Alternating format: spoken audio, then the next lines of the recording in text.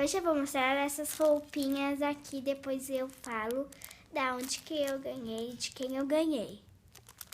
Eu vou começar por aqui. Vou abrir aqui. Eu ganhei isso aqui da minha Dinda, Lela. Beijo, Dinda.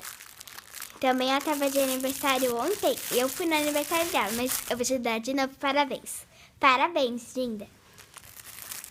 Esse vestidinho aqui com esses topzinhos de florzinha. Aquele com os topzinhos. E essas florzinhas aqui. E isso daqui eu acho que foi feito com borrachinhas.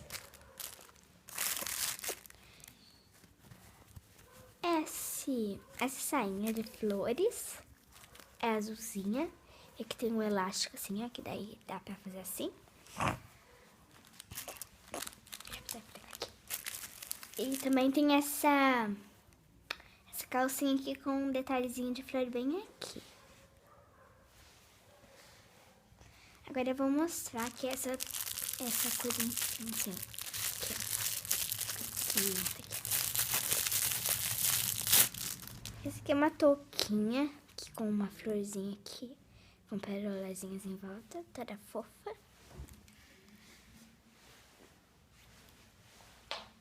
Deixa eu ver aqui.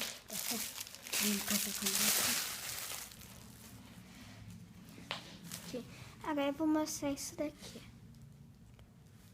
Aqui tem uma meia. Eu botei aqui. Aqui, essa daqui tem florzinha aqui. E essa aqui caiu as florezinhas. Que tava pra lavar. Que tava sujo. Agora vamos ver. Uma luvinha. Olha que coisa mais fofa. Parece bebê. É pra bonecas isso aqui, tá bom?